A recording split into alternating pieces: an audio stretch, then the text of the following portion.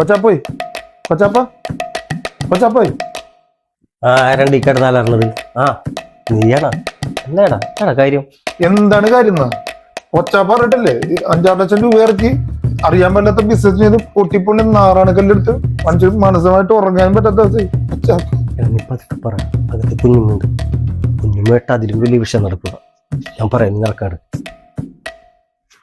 അതേ ബിസിനസ് ആകുമ്പോ ഇങ്ങനെയൊക്കെയാണ്. ചിലത് വിജയിക്കും, ചിലത് പരാജയപ്പെടും. ഇതൊക്കെ ഒരു പരീക്ഷണല്ലേ. നമ്മുടെ ബിസിനസ് പൊട്ടിയടാ, വിഷമിക്കണ്ട. മനസ്സാമത്തോട് കിടന്നുറങ്ങാൻ പറ്റില്ല ചപ്പ. കിടന്നുറങ്ങിട്ട് എത്ര നാളായി. ഫോൺ പോലും ഓൺ ചെയ്യാൻ പറ്റാത്ത അവസ്ഥയും. ഓൺ ചെയ്ത് അപ്പ കിടക്കാറ് ശല്യം. എന്താ ചെയ്യാ ചപ്പ? നാട് വന്ന അവസ്ഥ.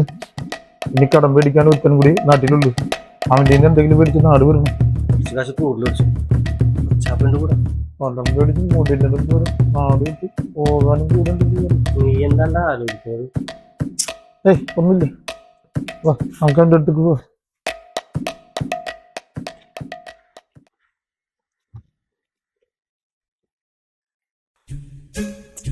അവനവിടെ ഉണ്ടായ ഭാഗ്യം. അവനെന്താണ് ഈ വഴിക്ക് എന്തെങ്കിലും കാര്യം കാണാണ്ട് പോയില്ല.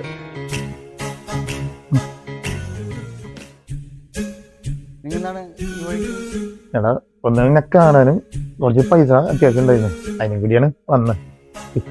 പൈസ എടാ, പൈസ ഇല്ലാന്ന് പറഞ്ഞാൽ നന്നായിപ്പോ. പൈസ ഉണ്ട്, അത് എൻ്റെതായ കുറച്ച് ആവശ്യങ്ങളുണ്ട്, അതിന് മാറ്റി വെച്ചേക്കാണ്. നീ കയറണുണ്ടാ? വെള്ളം കുടിച്ചിട്ട് പോവായിരുന്നു.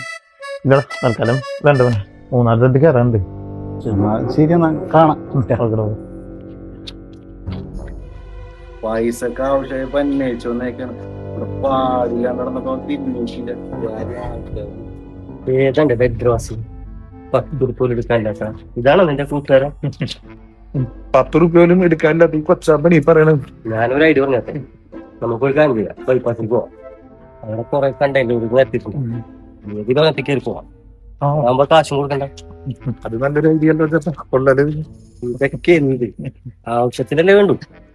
ഈ തലയിൽ ഇത്രയും വലിയ ബുദ്ധി ഉണ്ടോ ചേട്ടാ? ബുദ്ധി അപാരം. കൊച്ചാപ്പ എന്നിട്ട് വേണം കൊച്ചാപ്പ ഒന്ന് സമാധാനത്തിൽ കിടന്നു തുടങ്ങുന്നു. ലോറി കയറി കഴിഞ്ഞാലേ അവിടെ എത്ര സമാധാനമായിട്ട് കിടന്നുറങ്ങും.